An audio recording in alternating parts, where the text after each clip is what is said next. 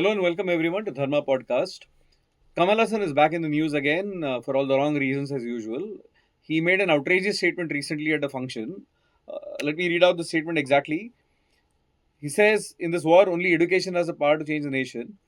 It's the only weapon that can break the chains of dictatorship in Sanatana. So again, it's an attack on Sanatana. Thank you everyone. Let's get started. Hi Sandeep. Hi, Parag.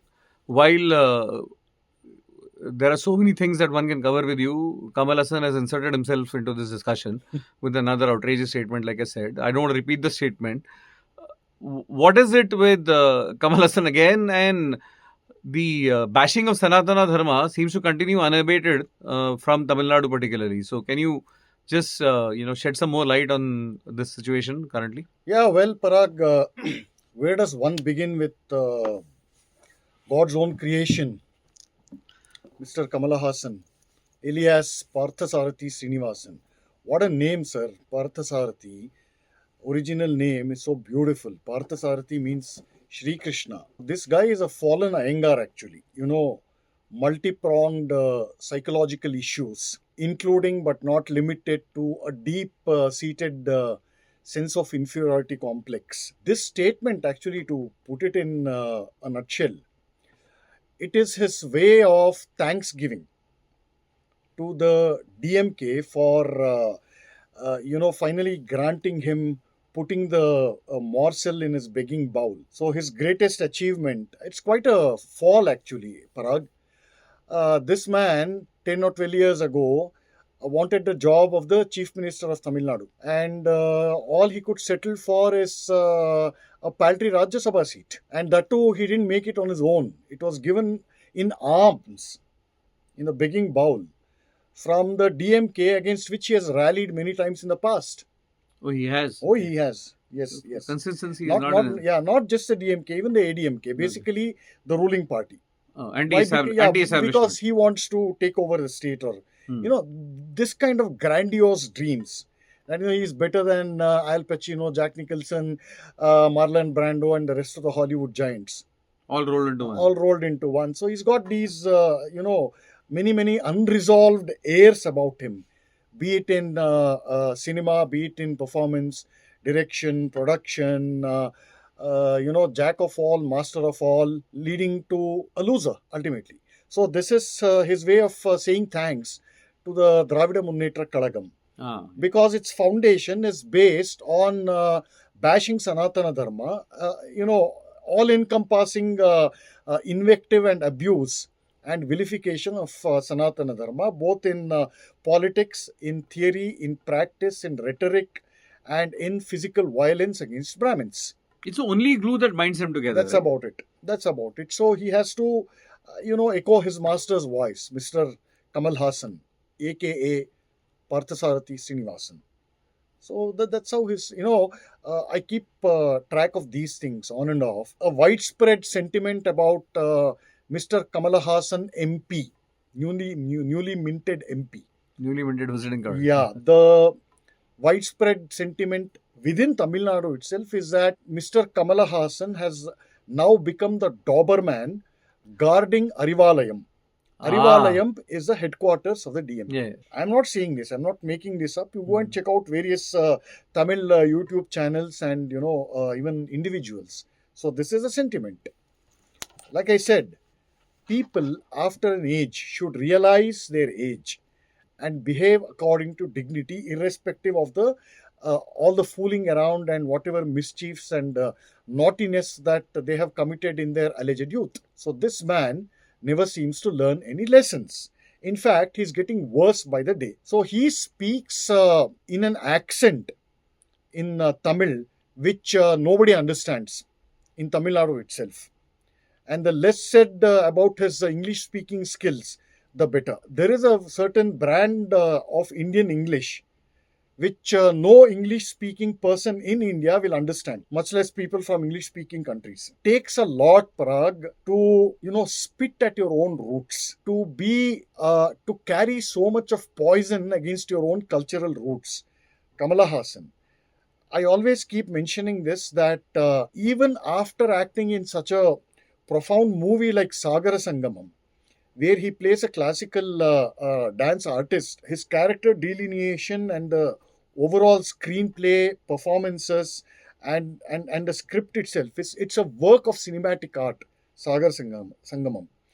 And even after playing such a character, if that could not bring some element of humility, some element of nobility of character, nothing can cure this guy. He's pushing 70, and this is how he acts. This is a never-ending pursuit of some vague glory led by delusion. Vain glory, yes. He's got delusions of grandeur about himself. In his latest movie, Thug Life, no? Or Porukki Valkai, to translate in Tamil. So, Porki bolte hai na? So, No. that is Porukki Valkai, Thug Life. There, he likens himself to the dreaded Japanese mafia, Yakuza. Yakuza. So, he considers himself as a pure-born Yakuza. So what is this whole thing? You're 70 years old, for God's sake. Stop doing this. Even the most hardened street thug, he will bow down to some temple. And there was another He movie of- realizes that uneducated, illiterate, what you call people from slums, they at least have some kind of a value in spite of their, whatever their lives they lead. They innately realize, instinctively realize that there is something in nature which is higher than them. There is nothing higher than Kamal Haasan in his eyes. Exactly. Exactly.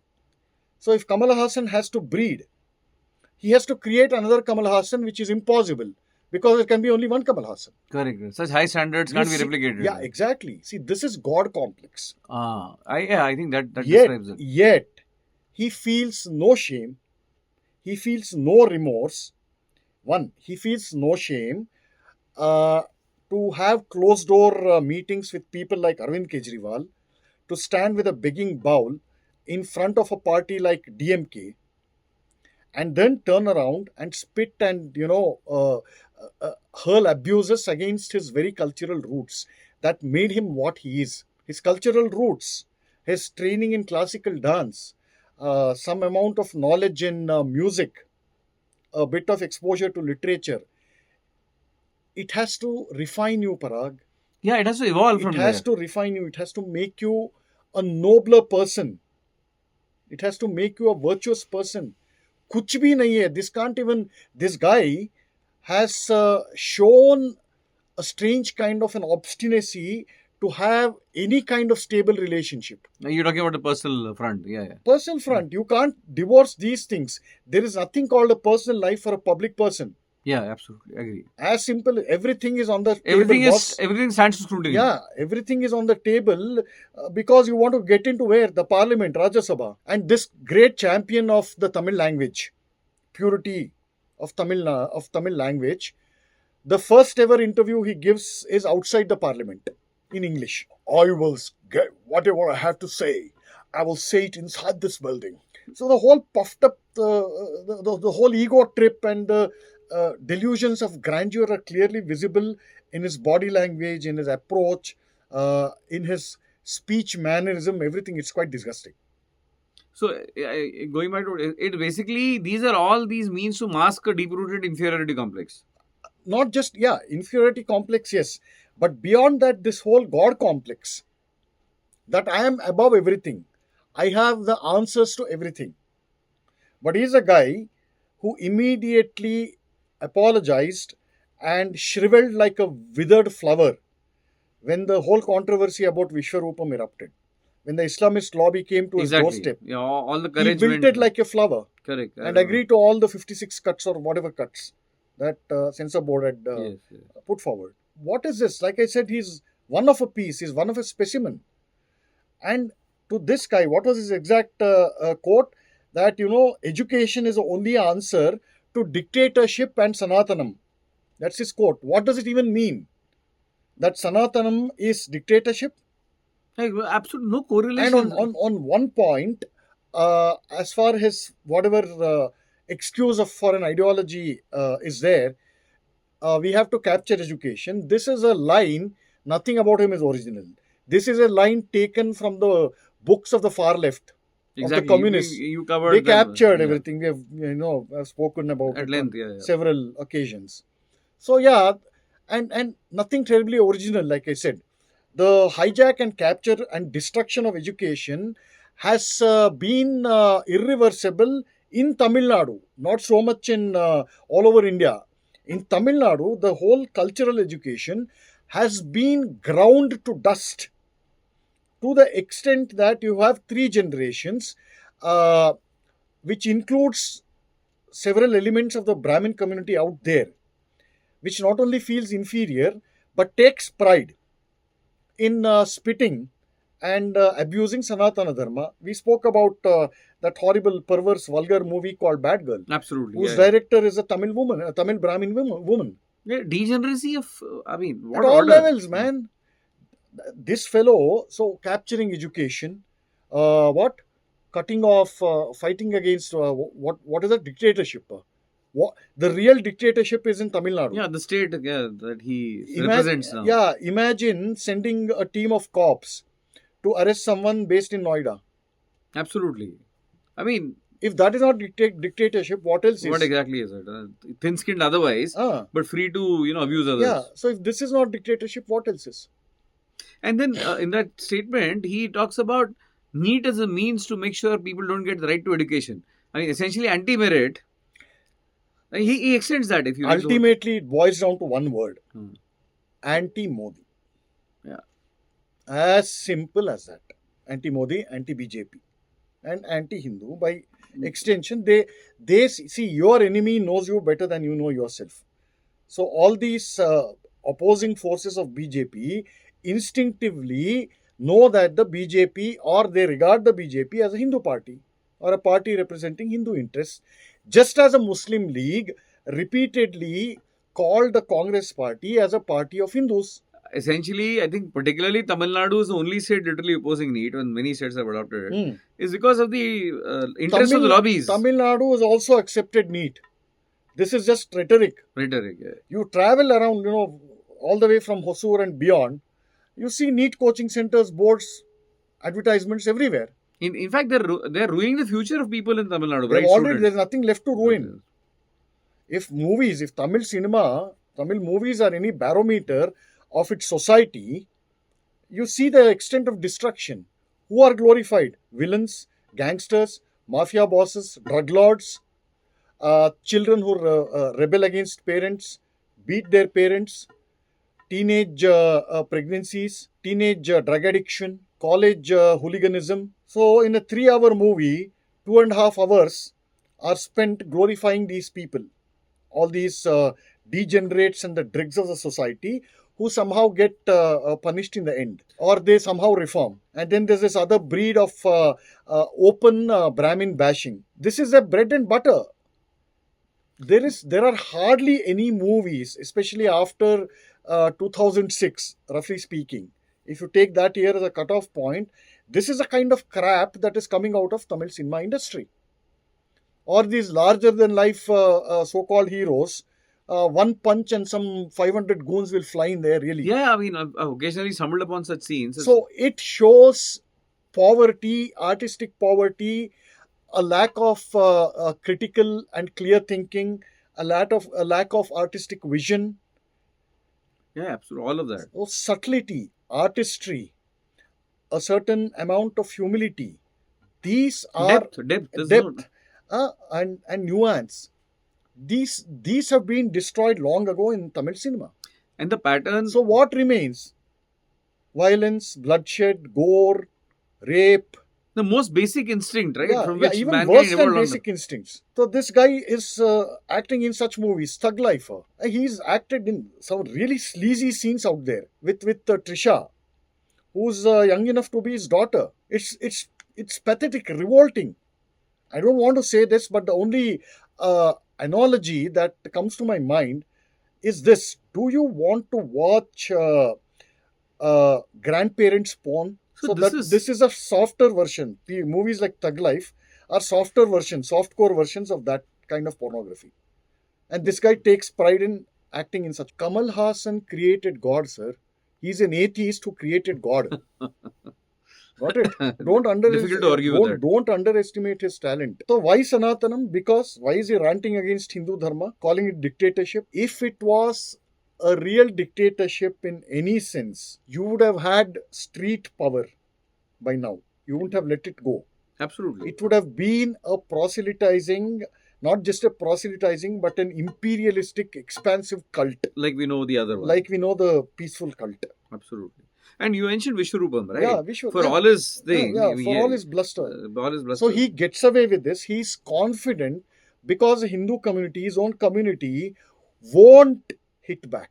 So, somewhere, look, this is where the judiciary also fails. I know we're not getting deeper into this, but there's already a precedence of making a absolutely ridiculous statement against Sanatana Dharma by the CM's son earlier. Yes. It went up to the Supreme Court. Supreme Court castigated, but there has been no verdict. It has been held in abeyance. Yeah. So, because there is no how should I say, punishment by law. Forget punishment by law. There has to be, punishment by law comes later. There have to be electrified ring fences that prevent people from, not just from other communities, but people from within the Hindu fold from crossing them. You touch that electrified ring fence, nuclear armed ring fence, you get and then you get electrocuted. It's damn simple.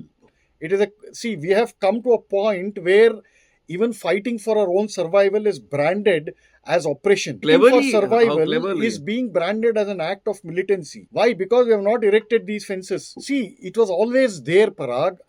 I'm telling you, and I've told this repeatedly, and I'll keep telling till my tongue falls down or I die or whatever. Democracy, in whatever form we've adopted, has been the biggest disruptor of all Hindu traditions, customs, and its very societal makeup. The Hindu society has descended so far down the abyss that we can no longer recognize this present Hindu society has become unrecognizable from what it was even 40 years ago. Our economic prosperity has come at the cost of our social disruption, and a large section of the Hindu society is itself responsible for this. Yeah, absolutely. Sab chalta hai. You pose this kind of an argument, and an army of people born as Hindus will say that Sanatana Dharma is very accommodative. Accommodative doesn't mean cutting off your own neck. Accommodation doesn't mean cowardice. No, and the people who typically pontificate on this have no real life experience about anything. Exactly. None of them, sir. None of them. You are not a Hindu if you're not a practicing Hindu. No, plus living in the comforts of apartments and gated communities. I call them gated community Bhagavad Gita chanters. They take pride in Hinduism, but only within the luxurious and safe confines of their gated community. So they are cut off from the real society, sir. If you're not a practicing Hindu, you're not a Hindu. So that is what gives birth to all these, third-rated people who will abuse their own culture, like Mr. Kamal Haasan. If these safeguards were, they've thawed away, basically, safeguards, whatever they were there, they have thawed away. If a Gopal Patha could mobilize the entire Hindu community and give it back properly during the direct action day, Bengal, it could succeed because a whole Hindu community cutting across all class and Varna barriers came together. There is no Gopal Patha today. There is, but Hindus won't rally around exactly, him. Yes. That number has dwindled in a very alarming fashion in the last 80 years. But Jayalalitha was a good a good bulwark against the complete domination of DMK. Yes, she was. So I think her death has really given a... Yeah, so like they say, no, there is only one lion in the forest. And as long as that lion is there, all kinds of, petty animals will not raise their head. Once that lion is gone, it's free for all. Vermin and small-time animals will think that they are the lion. In fact, forget Jayalalitha. Take her predecessor, MGR.